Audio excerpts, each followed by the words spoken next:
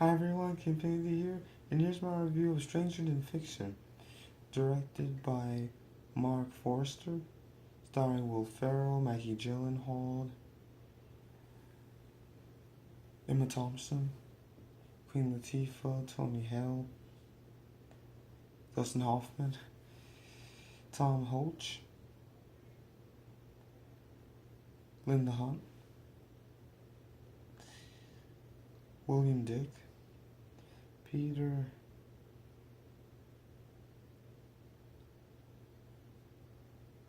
Krosky,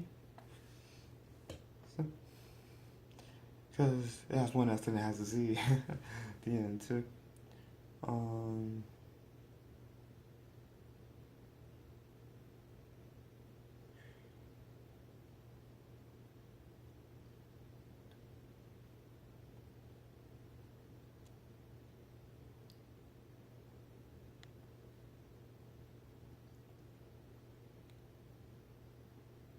Christian Chenoweth, John Mulrennan,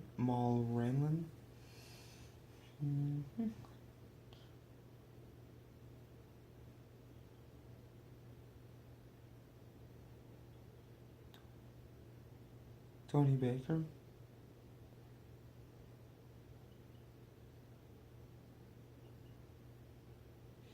Keith Renstrom,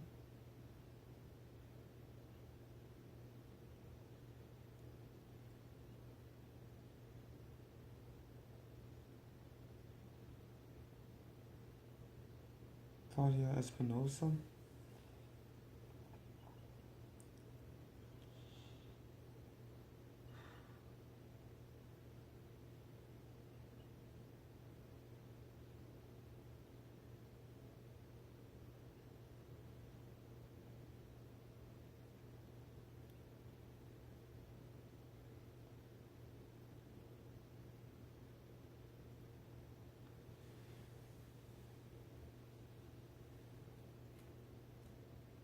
Tanya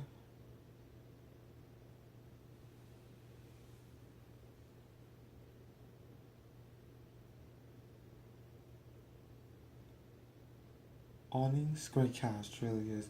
And this film is about a IRS auditor named Harold Crick who lives a very specific life of every day brushes his teeth, 32 times up and down. There's like a certain amount of time where it's like how he brushes his teeth and everything. That's how he folds his tie and everything. And at first we see and hear that that is actually an author just typing her book. We're just seeing like this is what the book is, and we're seeing the book and everything. And it turns out that Harold's world is real. He really lives in New York because it's in New York. He's IRS auditor and everything, and he has a watch that keeps everything like exactly what time and everything needs to go. And yeah, everything's going great. But then one day, while Harold's brushing teeth, he hears the author wondering who is this voice. And here she's literally just narrating everything. And then a little bit later, Harold goes to work, regular everything, and he goes to one of his clients, owns a bakery. She hasn't really paid her tax in a while, so she has the auditor. And she comes back to work, comes back home, everything the usual, takes the bus every day. It turns out that the author, a very famous author, who's having writer's block. And so we first hear she's standing top of a building. You don't want to give away exactly what, but then the publishing company, Frederick, brings in an assistant for her to help her out. Because she kind of has writer block. She has writer block. And she usually kills her characters, and she usually writes tragedies. You know, and so her new assistant is helping her out. Exactly what to think of, but she doesn't really want help. Her name is Karen Eiffel, and his name is Penny, but she doesn't want help. And so Harold is just living regular life, until he's like, who is this? He goes, to a therapist, and just like you just have to take your medication. Unless you go to a literary expert, it's not gonna help you. So he goes to a literary professor, an English professor, who gives them great information on, it's like, what is she saying? You should write things down and see if they happen and things. And so Harold does, and things are starting to get better. He's starting to get to know the owner of the bakery better and things got better at work. But one day, some construction workers accidentally crash a a claw, yeah, into Harold's apartment. And so he lives with a friend of his for a little while. And he's getting better, he's getting play guitar like he's always wanted to. The first things were just mundane. He's getting more and more life into his life. He's gonna do more. Until he actually, you know, finds out about Karen Eiffel and he's like who she is. Because while he's talking to the professor one day, he sees her on TV, so finds out where she is. And turns out he can actually go meet her, so he does.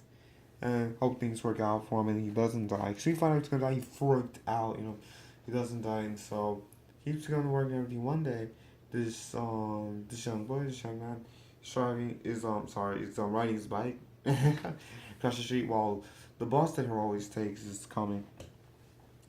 But actually, his clock was set 3 minutes faster because someone that he has the time for gave the time. He had it 3 minutes faster, so 3 minutes faster to the bus than usual. And so he got in the way of the young man getting hit with the bus.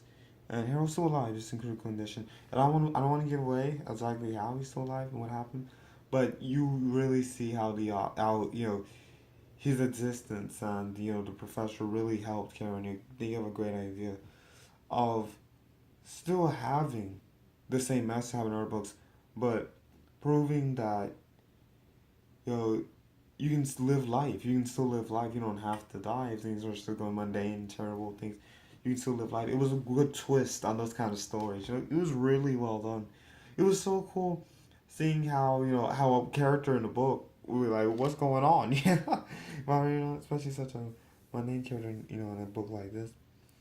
It was really seeing how you can make the best of life and do what you want to do.